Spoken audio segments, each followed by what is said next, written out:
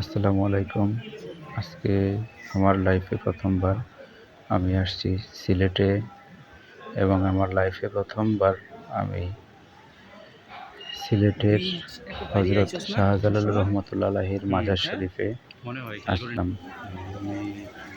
এই যে এগুলো হচ্ছে কবুতর, হজরত শাহজালাল রহমতুল্লাহ আলাইহির মাজার শরীফের কবুতর। আপনারা দেখতে পাচ্ছেন এখানে অনেক কবুতর আছে। আমরা এসেছি শাহজালাল রহমতুল্লাহ আলাইহির মাজার শরীফ সিলেট। উনি সুদূর ইয়েমেন থেকে এখানে এসেছিলেন সত্য ধর্ম, ইসলাম ধর্ম প্রচার করার জন্য, মানবতার ধর্ম, ইসলাম ধর্ম প্রচার করার জন্য। সত্যের ধারক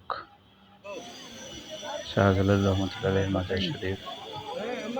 এই যে আপনারা দেখতে পাচ্ছেন গজার মাছ, এগুলো হচ্ছে গজার মাছ শাহজালাল রহমতুল্লাহ আলাইহির মাজার শরীফে। ওনারা মানবতার ধর্ম প্রচার করেছেন, সত্য ধর্ম, ইসলাম ধর্ম প্রচার করেছেন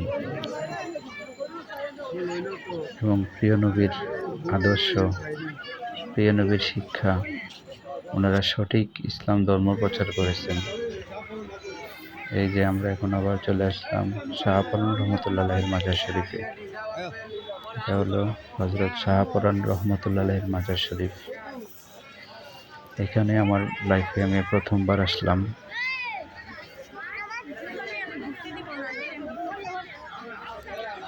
আউলিয়া কেরামগণ হলো আল্লাহ তাআলার বন্ধু এবং আউলিয়া কেরামগণের কাছে গেলে আল্লাহ তাআলার প্রকৃত প্রেম, ভালোবাসা, আল্লাহকে পাওয়ার বন্ধন, আল্লাহ এবং প্রিয় নবীকে পাওয়ার বন্ধন।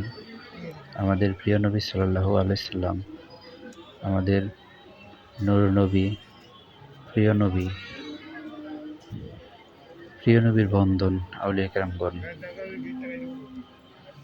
এবং এই আউলিয়া কেরামকে পাওয়ার বন্ধন আহলে বায়াতগণ, আহলে রাসূলগণ, তাদেরকে পাওয়ার ঠিকানা ইমাম হায়াত আলাইহি রাহমাত, সত্যের দিশা ইমাম হায়াত আলাইহি রাহমাত। দেখতে পাচ্ছেন শাহপরান রহমতুল্লাহ আলাইহির মাজার শরীফ। এখানে বক্তা বসে